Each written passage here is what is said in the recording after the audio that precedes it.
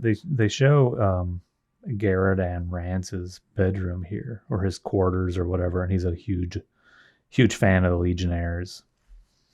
He's got a big poster of the founders, big picture of Wildfire, a model of Block and the headquarters. It's pretty cool. I wouldn't mind all that stuff. You don't already have all that. I don't have any of that. And I don't have a Colossal Boy costume. Or Block. Yeah, they literally killed Block in this series, didn't they? And never brought him back. He was kind of a boring character. I liked him. I don't know. It's true though. He's not that. There's 15 other characters just like them. And Rob Liefeld came up with 5 of them. Mm-hmm. Have you seen it? I'm sure you've seen them. It's like one of those young blood guys is like verbatim Steve Lytle Block.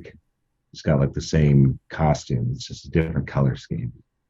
He's got the weird detached shoulder blade thing he has. It's right. Just, it's so blatant. I don't know how he got it. Because it was Block, no one gave a shit, I guess. Yeah, I mean they started doing like trying to develop him a little bit, but yeah, it never amounted to anything. He even in one of the, it was kind of an early Giffen one. Like they showed him, it might have been in that Tales 317. They showed him, and he was getting like, I don't know, he had like pock marks and stuff on him, like his body was changing. Right. And then towards the end of the Baxter one, like the same thing happened. Like he was getting like little volcanoes, and he'd be smoking all the time. Right. And then Levitz began some kind of storyline that made you think that we were going to find out more about him. Yeah, and like it was he was one of those like maturity or adulthood or something like that. Yeah, but it was a classic Paul Levitz dead end where right he just pulls the rug out from under you and is like, well, no, we're not going to go and do dramatically different though by the time he does show up for that one issue. Right. 5 years later, he looks like he's changed quite a bit in the meantime. Yeah, it might have been interesting to follow up on that, but no one ever wanted to. Giffen would rather kill him than do that. Well, he always claimed, at least, that it was a random, like they picked a name out of the hat on who they were going to kill. Mm-hmm. I kind of find that hard to believe. They just happened to pull out one of the more recent kind of third string characters. Yeah. I mean, that issue where Roxas shows up and kills him is kind of an interesting issue. Yeah. Like they do a good job of making it like dramatic. Like I still remember it, Yeah. Unlike anything in this issue. Yeah, I mean it was a good death. I guess they could get away with being a lot more over the top because he was not humanoid or human. So they could like send like the pieces of his remains. Didn't he like mail them to the Legionnaires or something? Yeah, something like that. Well, like Roxas, like, what did he do? He blew him up like he had some kind of bombs, and he was just like blowing off pieces of Block a little bit at a time. It's pretty messed up. Yeah, but it also never, not that any death is permanent in comics. He seems like one of those guys like they could just say he grew a new body or the parts grew back together or something. Yeah, if they ever wanted to bring him back, they could have put him in issue 1,000,000. Like over the course of 1,000,000 years, all those pieces reformed back into something. Yeah, I like the way I didn't really follow that most recent series, but I really liked the way they were drawing him. He looked pretty interesting, like more unique. He didn't looked enough like him that I knew it was him, but he didn't look like a thing knockoff. In the Bendis one? Mm-hmm. I guess I don't remember even seeing him in that. But Yeah, I think he was like I didn't maybe a look too little more close at it. geometric. I Huh. can't remember. But, I liked that, but I liked him. I especially liked him early on because they played him as a villain for a long time, and it was interesting seeing him switch sides and figuring out if he was really going to be a good guy or if he was a plant. And then, just the stories with him and Timberwolf I liked a lot.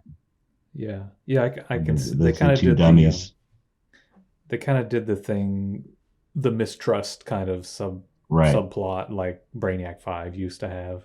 right, They moved that over to hmm Block. I right, mean, and Block was in a team called the League of Assassins. So did he kill super people? assassins. Yeah, yeah. Not the League. Is it the League? I guess the League of Super Assassins. That sounds right. So I was he don't killing know. people before he I joined the don't, I Legion? don't know that he was. Um, he was too much of a wuss for that. It was all hype. Yeah, they were just planning to assassinate the Legion, maybe. Hmm. Yeah, and some of those early issues, the character he butted heads with the most was Timberwolf. Before Timberwolf got neutered, like Timberwolf was the one that trusted him the least. But then they like at some point where he thought Block was going to kill him when he was disarmed or something like that, he saved him instead. So it sort of organically developed into the comedy duo that they became in the 80s. Yeah, that actually sounds like a good kind of like a logical development, but maybe an Mm-hmm. unexpected one, and it turned Right, into something that you like when right, all said and right, done. right. I mean, I would read a comic with just those two guys getting into trouble, screwing things up all the time. Yeah. Well, that is that like the inspiration for like Blue Beetle and Booster Gold?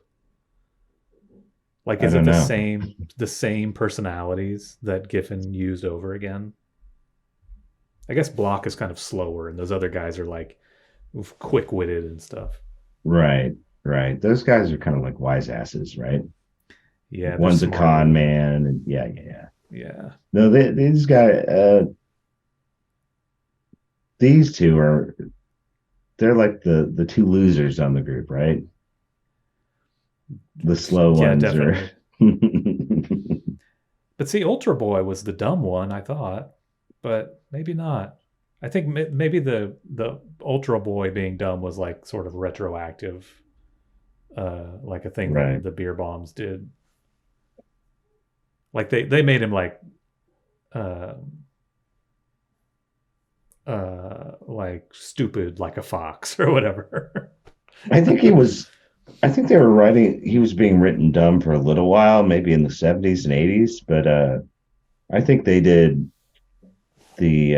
I feel like this is kind of a cliche at this point, but they were like, he's actually smart. He's just pretending to be dumb, so his enemies will underestimate him, kind of thing. Right. Yeah, I think the beer bombs did that to Ultra Boy. Right. You're right. That's a But classic then but fanboy writer move. yeah, but Timberwolf was actually stupid. Right.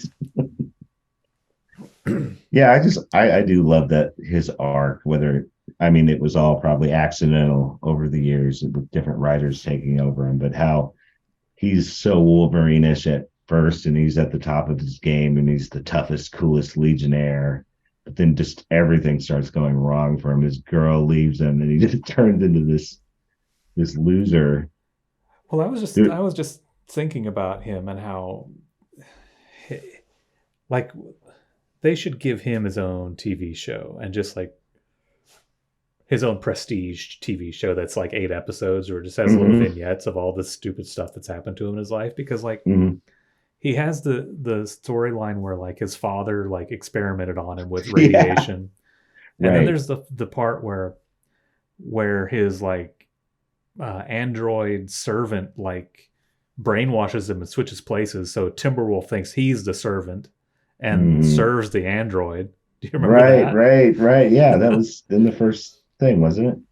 I believe so, yeah. Right. And then there's the the thing where like his girlfriend convinces him to like get cosmetic surgery and change all that stuff, Yes. and then she dumps his Yes. ass, It's and then he almost like becomes Bigfoot. You know? it's almost like he's the slightly older guy who like dropped out of school that all the kids like. He's like the kid that smokes. He's so cool. He's like James Dean. But as they start getting older, they realize that he's kind of stunted. Right. He's just a washout. Right. So they kind of like pass him maturity wise and realize he's just kind of slow. Hmm. Yeah. Yeah, he's a total loser. It's funny. I can't. I'm pretty sure I read it, but it's been a while. The Timberwolf, like the annual and the mini series, Uh-huh. where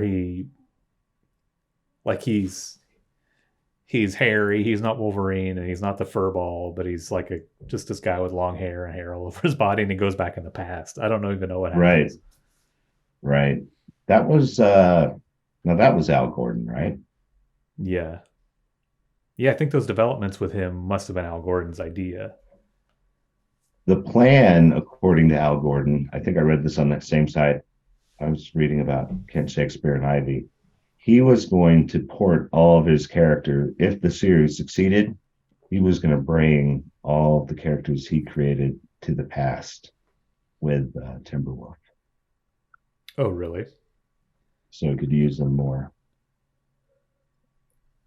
Maybe we'll have to review it. One of my favorite Timberwolf moments is an issue of Tales where like this thief has broken into the headquarters and he's going through one of their many their trophy rooms with the life size replicas, and he sees Timberwolf there, and Timberwolf doesn't see him, and Timberwolf is like talking to Lightning Lass's statue and like crying and stuff. And he's like, this guy is a loser.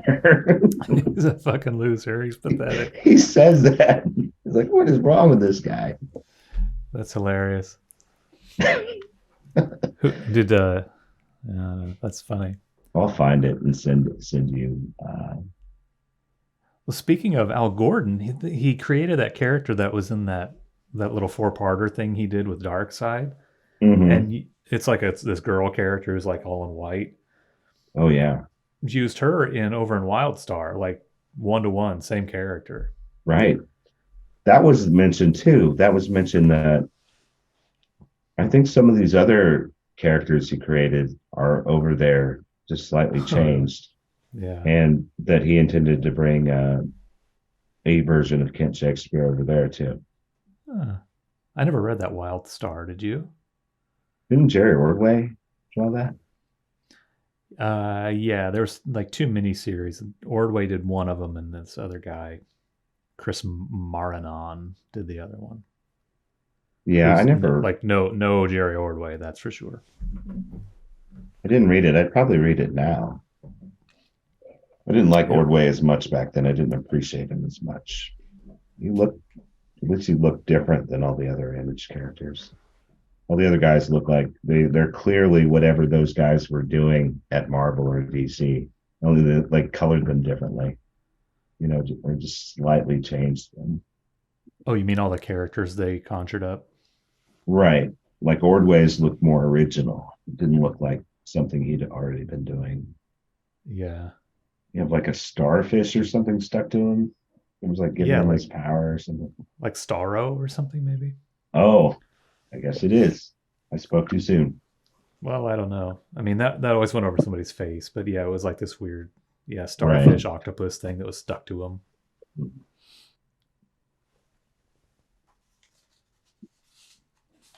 I could be proven wrong, but I feel like this is the worst issue of this volume of Legion. It's not good. I mean, it's not great. I mean, it's not.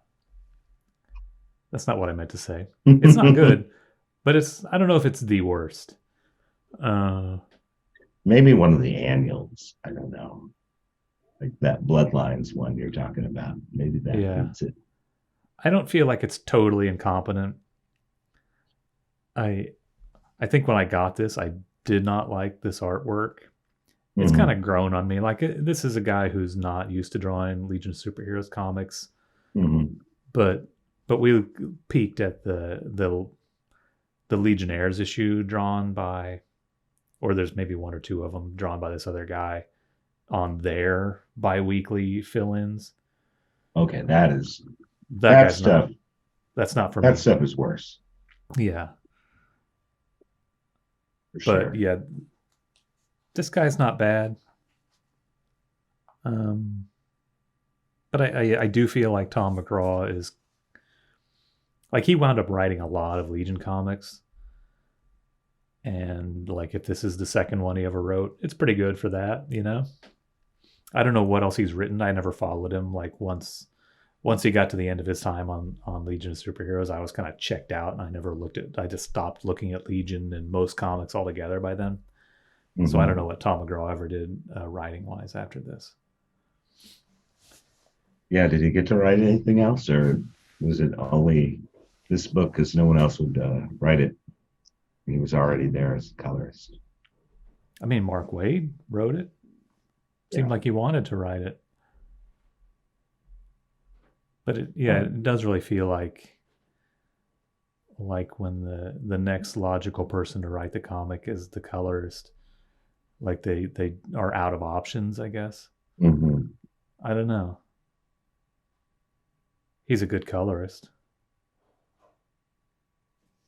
I am kind Yeah. of curious how that wound up happening. Like, I mean, these guys all kind of pitched in ideas, and they all like, he was.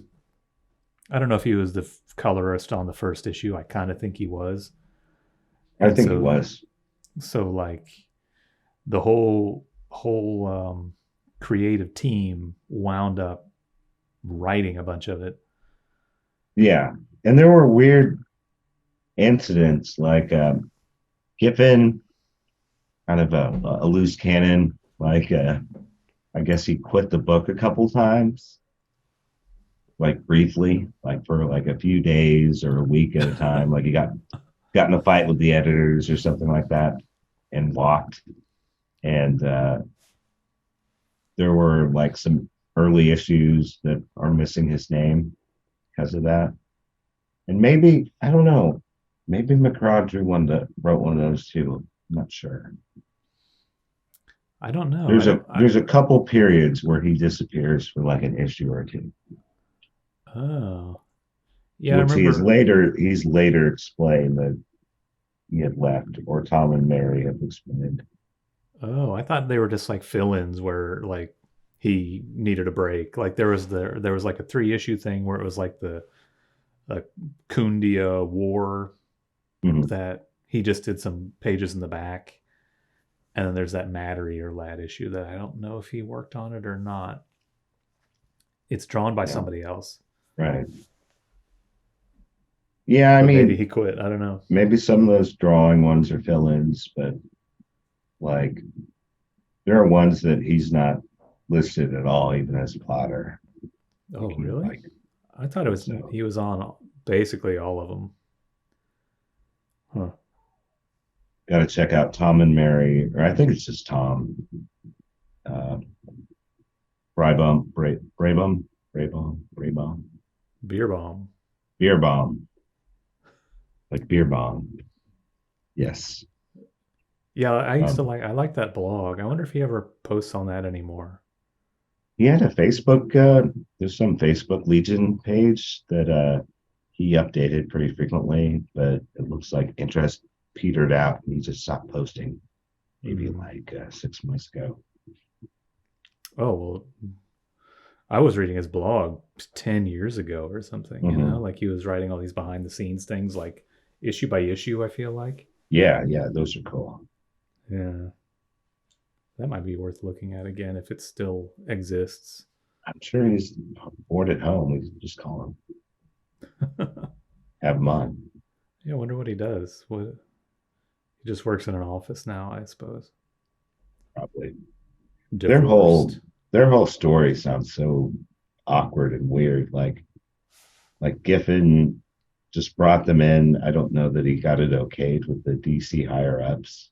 He's like, these guys are with me now, and they were sort of unofficially there for a while, but they were never like formally hired first. And then once he was gone, they were still there, and they didn't know what their status was with DC.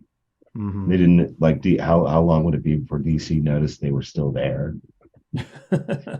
Right. Like writing two of their monthly comic books at DC. Right. But at one point they did offer him some other title, I guess. I don't remember what it was. And it didn't last very long, but yeah, it just sounds very strange. Yeah, they're definitely not part of the whatever the corporate culture. Hmm. And then they did some other, they do like Youngblood. They did like a couple Image things too.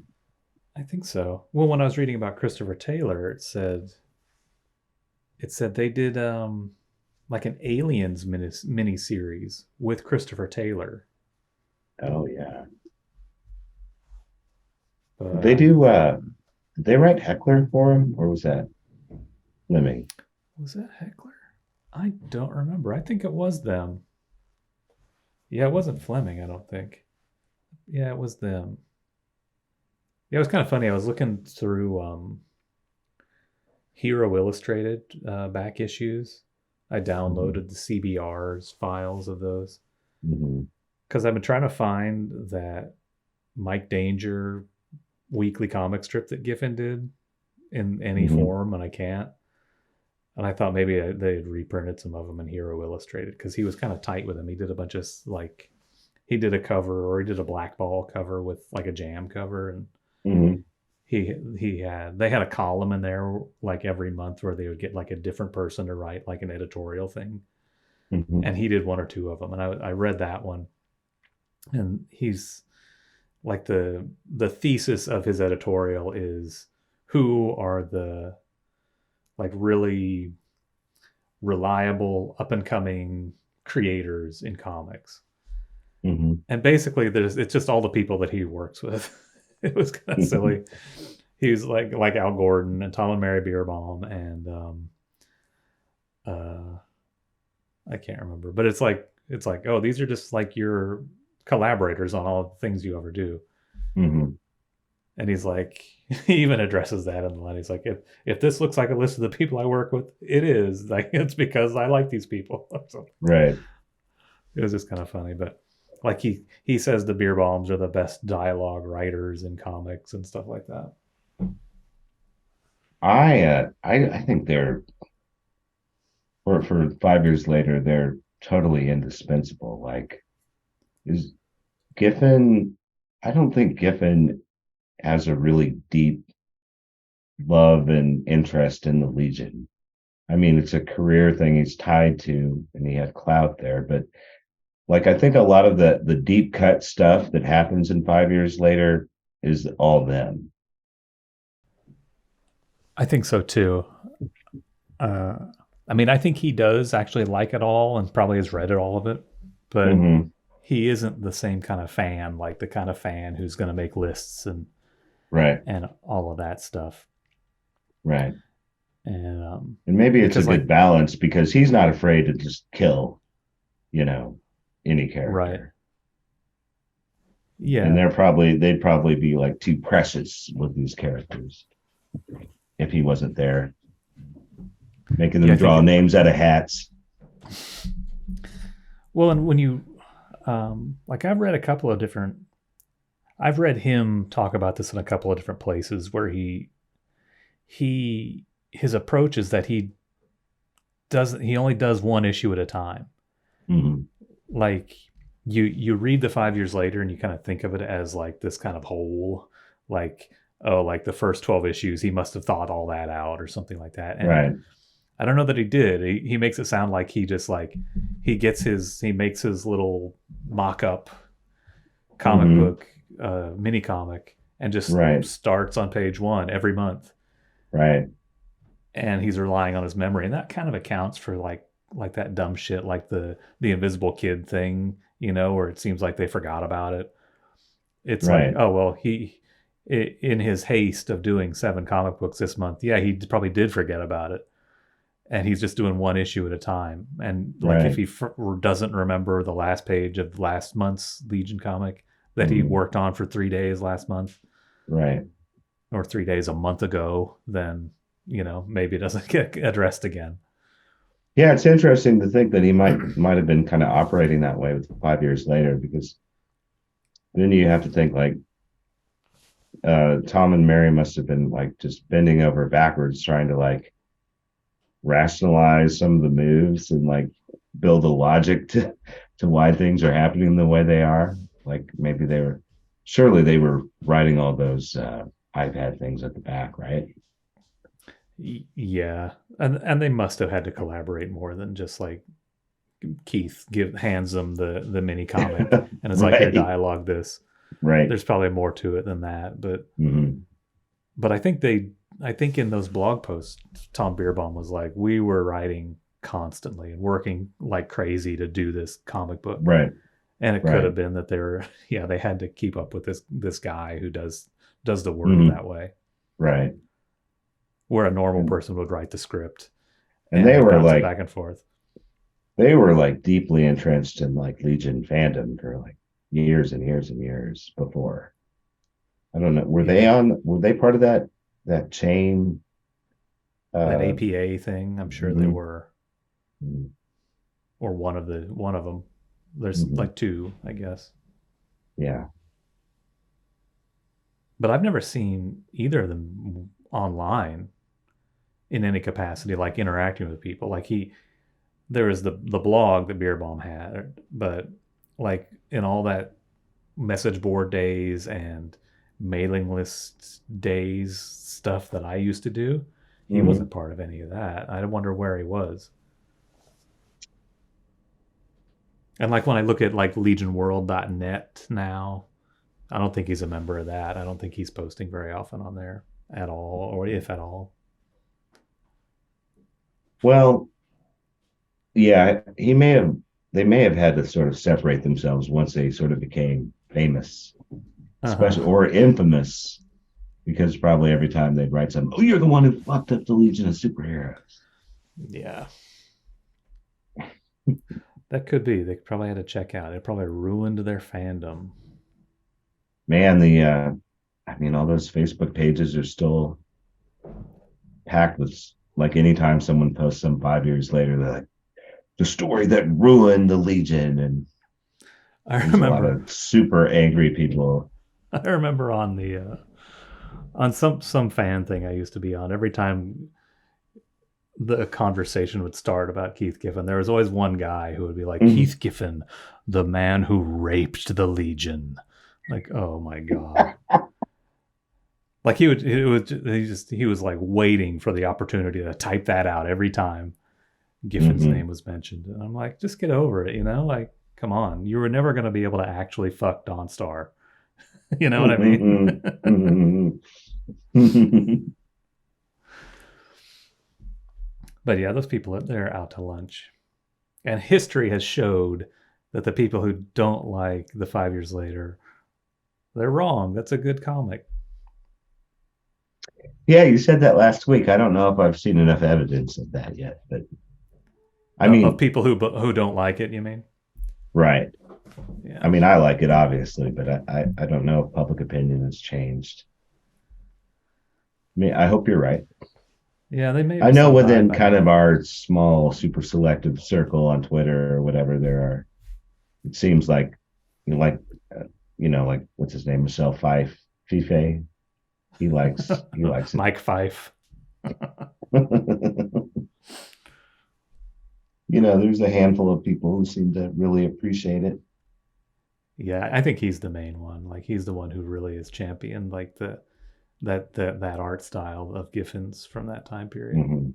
I mean, and me, but because of his lead, I feel like I can share my opinion too. Oh, the art style. The art Yeah, style. I mean, I've always liked the comics for the Yeah. most part, but I think a lot of I people don't know. I think discount the art style of Giffen from that time period. I just don't think it's that. I could understand people not getting the Trencher stuff, but I don't know, that 9 panel stuff he was doing. I think, I don't know. I just think it's great. I thought it was universally accepted to be great until I started hearing about all this, all the plagiarism stuff, which I still don't totally see. I mean, you've seen the side by sides of that swipe stuff, right? I think so, but I don't feel like I've ever seen one that I felt like, oh, that definitely crosses the line. Maybe I just haven't seen the right examples. Oh yeah, I'll have to find those and send them to you because I went when I was doing that Giffen comic a while back. I'm like, when I was still trying to figure out what to do, I'm like, should I do something about the swipe scandal or whatever? And Hmm. in the comics journal, yeah, they have these panels that are like it's the exact same panel from an issue of Sinner, and it's in Ambush Bug. Oh, maybe I'm comparing the wrong things. I don't know. Yeah, I mean, yeah, it's not. It's more than just like the ticks and the style. There's Hmm. like one to one panels between the two. And I'm Right. like, I don't care. I don't think that matters either, especially There is a especially lot at of this that in late date. comics. There's a lot of Yeah. that in comics too. Like, I mean, thinking of comics as art or artistic expression is relatively recent. I mean, most of these guys were just getting the job done, and they would, oh, Kirby did it this way, and then Sal Buscema would just draw basically the same scene. Yeah. Yeah, I mean it's a little bit different than that. Like Or like that in swipe file. Have you seen those swipe file things? yeah. That Yeah, I don't know. In a way it's different because it's like, like you talk about we're like recapping a Kirby comic in this month's issue of Thor and mhm, we're just going to redraw those panels. There's that. right. But this Giffen stuff isn't like recapping an issue of Sinner in Ambush Bug. It's like it's a different story. Mhm, But also, yeah, it doesn't matter. Like my opinion of it kind of is that I don't think anyone is ever confused when they're in the marketplace. It's not like, oh, I'm going to go buy the new Jose Munoz comic. It's oh Ambush yeah, Book number 2. Like right. no, that never happened. I mean, And so is it like isolated panels or is it like several consecutive panels? Like, um, you know what I mean? Like, no, I it's feel like isolated. I think that would make a big difference. Yeah, it's not like he did like 3 pages in a row that's exactly like somebody else's Mhm, comic and just changed the dialogue or something like that. right. It's like it's just a drawing here or there or a panel Mhm, here and there that right. are exactly the same. But yeah, I don't think he ever took like market share away from Right. Munoz. Like that And guy would have been more famous had it not been given. right, yeah, like Munoz wasn't doing Ambush Bug and Hex and Legion of Superheroes. He wasn't ever going to do that stuff. So I don't know who it really hurt, but maybe somebody. I don't know. So is he he's a Spanish artist or Mexican I artist, think French he's artist? South Argentinian. So are they English language comics that he did or No, they're okay. all they're all. Well, that book Sinner is by the writer is this guy Sampaio, Hmm. and Munoz is the artist. And I think one guy is maybe from Spain or Portugal, and the other guy is from Argentina. And then Hmm. the stuff is published wherever in Europe or someplace, I guess. How did someone even find it to begin with? I mean, they're popular, like they do Like Euro Kim albums. Thompson happened to be reading Legion at the same time, or like who? Oh no, I mean, like I think Fantagraphics was publishing Sinner. I don't. It was way Oh, okay. after the swipe stuff, I think. But like, it's just a European comic, and that publisher Catalan put out Hmm. some of that stuff by those guys. But it was obviously present. Like Giffen got hold of it, and so it had to have Hmm. been published. I don't know, but those books, the DC stuff gets published in Europe, and it just spreads around. People Yeah, see it, yeah. so I don't know. I don't know. Maybe just because I'm younger and I wasn't there when it happened. Like I don't feel like the Munoz comics were that obscure. Maybe among people who only read Marvel and DC, yeah, Right. totally. Right. But like people who read international comics back then probably would have seen this stuff. Right.